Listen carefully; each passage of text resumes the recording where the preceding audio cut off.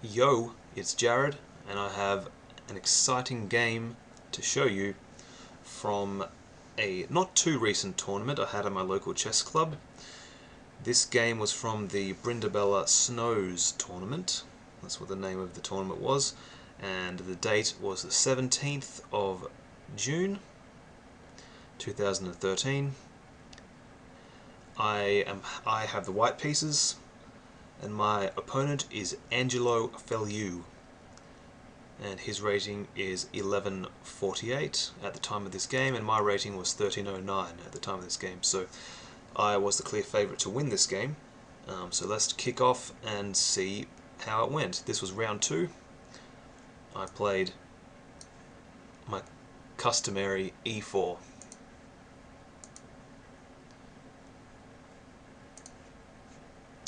He played e5, knight f3, knight c6, bishop b5, the Ruy Lopez, which is one of my favourite openings.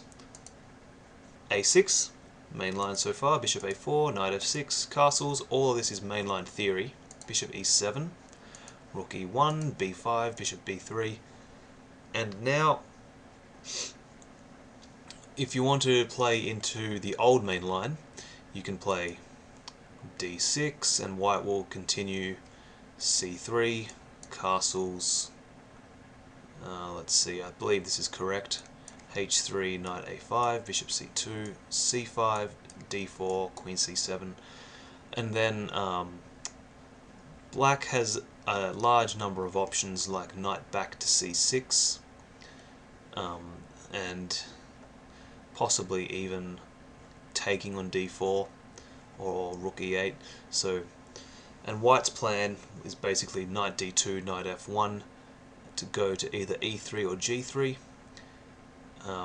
and depending on what black does, say if black plays knight c6 here, queen c7, knight d2, knight c6, d4, knight e8, white can continue with knight f1, and the game can go down paths like the move knight e8 here, which looks a bit odd, but the idea is to play for f5, so something like knight g3.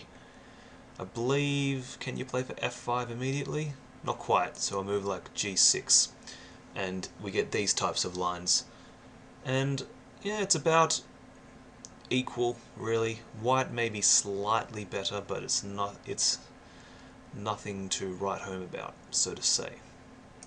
Okay, so, but rather than playing d6 leading into these lines, Angelo played castles. Now this is signalling to white that black is intending to play the Marshall Gambit. And fortunately for me, this is a line that I like to play myself as black, and I have my own system. I've done a lot of research on this line, and I know how to defend against it as white. So I wasn't too afraid. I played c3, inviting the Marshall Gambit, d5. Sacrificing a pawn, I capture on d5, knight takes, and I take on e5. Knight takes, rook takes, and now the main line traditionally played these days is pawn to c6 to guard the knight, d4 to attempt to try and get some sort of pieces developed like the bishop. You can see that white is lagging behind quite a lot with his piece development. So this is one of black's main arguments for this line, is that he sacrifices a pawn to accelerate his own piece development and exploit the fact that white still has all of his pieces at home base. The move now goes, the line now continues bishop to d6, rook to e1, queen to h5, g3, queen h3, and white has a large number of moves in this position. I'm not going to reveal my favourite move because then everyone will be playing it against me. So we'll go back to the position after rook takes e5. Rather than playing the more testing line, which is the main line that people play these days, Angelo played the old main line with knight to f6. And this variation is not considered to be that challenging for white these days. I played d4, bishop d6, rook e1, and knight g4. This was the old main line that was popularized by Frank Marshall. Is his name Frank Marshall? I believe it's Frank Marshall. Someone Marshall. Okay, and the critical move in this position is not g3, but h3, which I played. Queen h4, and it's probably possible to take the knight and survive, but it's incredibly risky. I thought for quite a while in this position, and I found the strong move, which is actually the best move, Queen f3. Now this is actually a game between Marshall and I don't remember who the other guy was. I think it was Capablanca. Where Marshall played knight takes f2, and the game got very, very crazy, but Capablanca came out on top in that game. Knight takes f2 was not played, but he played the weak move c6. Seeing that I'm attacking his rook, the problem is I can't actually take his rook. For example, if we give black a passing move, taking the rook would be end of game for white, because white gets checkmated.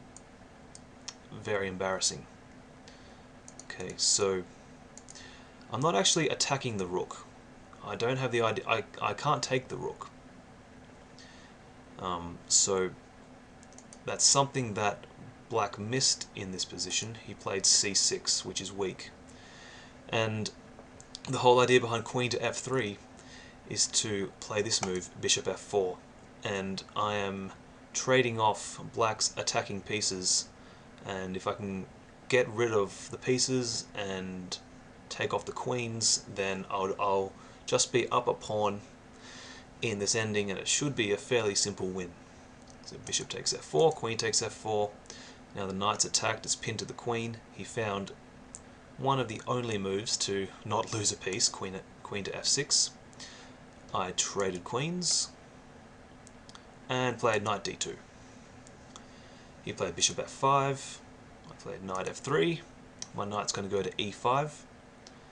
He played bishop to e4, knight e5, and now he tried to trade off, well, he didn't try, he succeeded in trading off my bishop on b3 with bishop d5.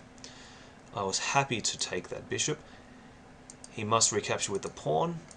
Taking with the knight is weak due to knight takes c6, not recommended. So he took with the pawn. And if you'd like to pause the video, try and see what move I played next. The next 4 or 5 moves I found out afterwards were all, well, most of them were up there in the chess engine lines in terms of technical play. So these are some of the most technically best moves in this position for the next 4 to 5 moves. So if you'd like to pause the video here, see what move I played to improve my position.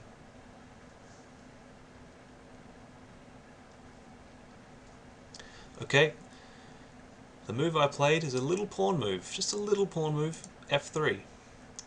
Now this is not a magical move or anything, it's just my idea is I don't want black to be able to get his knight and post his knight up on e4. So the f3 pawn is keeping the knight permanently out of e4.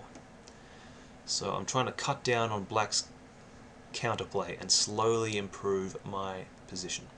He played rook f to e8, logical. If you'd like to pause the video again, what would you play here? Okay, I played g4. Now the reason behind this is I don't want his knight to get to f4 via h5 and f4. He played rook e6. Once again, I found the best move. If you'd like to pause, try and find out what I played here.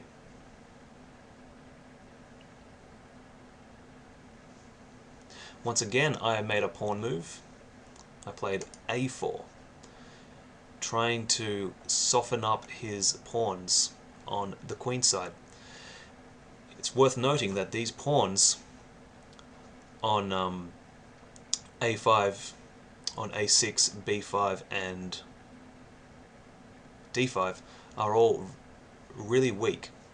So with this move a4, I'm hoping to trade off my a pawn and weaken his pawns further. He played rook a to e8, a takes b, and I played rook to a7, using the rook on the a file. And now he blundered with tactically. He played, well, the bad move, knight d7. Now, of course, I can't capture this knight with the knight because I lose my rook on e1, but I can capture with the rook. And he was vouching on this move f6, which just fails tactically, to f4, which I played. He played f takes knight, f takes e, f takes e5, and he resigned. He looked at this position and was like, what just happened?